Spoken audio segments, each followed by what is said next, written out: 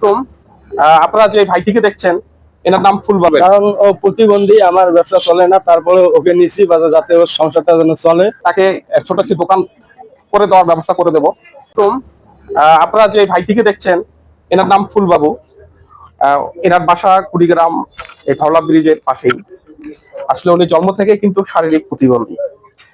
শারীরিক প্রতিবন্ধী হলে কি হবে, উনি জীবন যুদ্ধে কিন্তু একজন মহানায়ক। আমি এটাই বলবো, তার বাবা বেঁচে আছে, ভাই আছে, কিন্তু উনি কিন্তু বিবাহ করছে।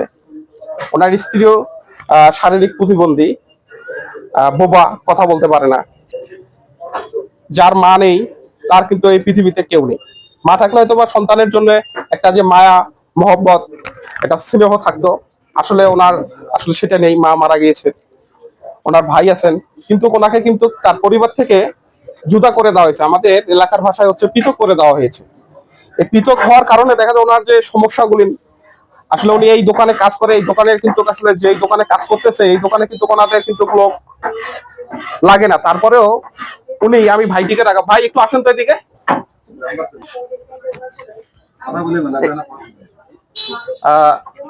এই ভাই এই দোকানের মালিক। উনি কিন্তু আসলে, আপনারা তো লোক লাগে না, তারপরেও আপনি কেন কাজ দিলেন, আপনি একটু বলবেন? কারণ ও প্রতিবন্ধী, আমার ব্যবসা চলে না, তারপরে ওকে নিছি বাজার যাতে ওর সংসারটা যেন চলে, আমার যেন সংসারটা একটু চলে, দুইজনে যেন এক বছর আগে যেতে পারি। আচ্ছা, ঠিক আছে। দেখছেন তো, আসলে এখানে যদি ওনার প্রতি দরদ না থাকতো তাহলে কিন্তু ওনাকে নিত না আসলে। তাহলে ওনার যে প্রতিদিনের যে জীবনযাত্রার যে মান এবং বাসায় যে খাবার খাদ্য উনি যে পৃথক খায়, আসলে শারীরিক প্রতিবন্ধী হলে তো কেউ তো কাজ দেবে না। সেক্ষেত্রে কিন্তু আসলে ওনাকে কাজ দিয়ে এই দোকানে যতটুকুই বেতন দেখ, এই বেতনের দিয়েই কিন্তু তার পরিবারের, তার সংসারটা চলে। খরচপাতি গুলো লাগে সংসারের, এই খরচপাতি গুলো কিন্তু এইখান থেকে স্বল্প টাকা বেতন দিয়েই কিন্তু চালায়। তো আমরা এখানে স্থানীয় কিছু মুরব্বী আছে, আমরা কথা বলবো এনাদের সঙ্গে। আসলে এই এই ভাইকে, এই ফুলবাবু ভাইকে নিয়ে কি করা যায়, আমরা একটা যে কোনো একটা উদ্যোগ নেব।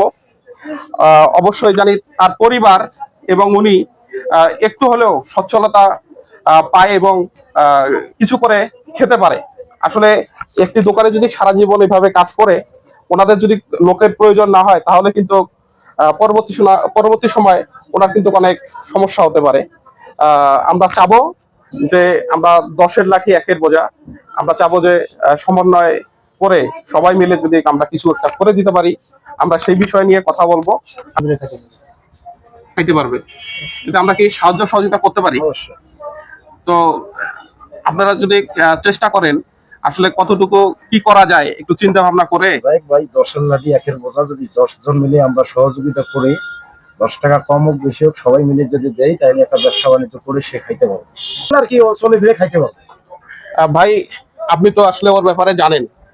আসলে যেহেতু আমরা এখানে ছিলাম, উদ্যোগ আপনারা নিয়েছেন, আর কতটুকু আমরা চেষ্টা করলে কিন্তু পারবো, আপনার কি মনে হয়?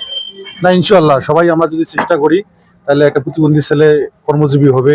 সে ওর বউ নিয়ে ভালো চলতে হবে। ওর স্ত্রীও, সেও একজন বোবা, দর্জি কাজ করে, টুকিটাকি হয়তো বা ওইভাবে কাজ পায় না, তারপরও চলছে। কিন্তু ওদেরকে, ওর পাশে দাঁড়ানো আমাদের একটা কর্তব্য, একটা দায়িত্বের মধ্যে পড়ে।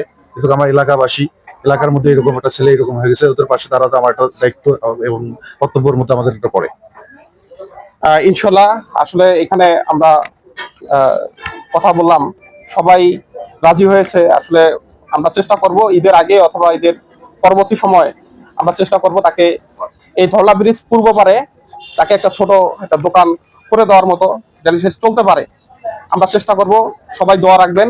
আমরা পরবর্তী ভিডিও, আমরা এই দোকানটা করে দেওয়ার পর সম্মিলিতভাবে আমরা এই ভিডিওটা আমরা দেখাবো। আমরা চেষ্টা করব যে আসলে এই ধরনের যে প্রতিবন্ধী যে ব্যক্তিগুলো আছে, আসলে আমাদের সমাজের বোঝা হতে কেউ চায় না। আসলে শারীরিক প্রতিবন্ধী হওয়ার পর, আসলে আপনারা দেখেন, শারীরিক প্রতিবন্ধী হওয়া সত্ত্বেও সে কিন্তু সকাল 8টায় আসে, রাত 8টা বা 9টার দিকে সে চলে যায়। কর্ম করে খেতে হয়, তার কর্ম দক্ষতা, আসলে সৎ ইচ্ছা মনোভাব আছে। উনি কিন্তু পারতো যে 10 জনের কাছে চেয়ে খাওয়ার জন্য, কিন্তু তা না করে উনি কিন্তু কর্ম করে খাচ্ছে।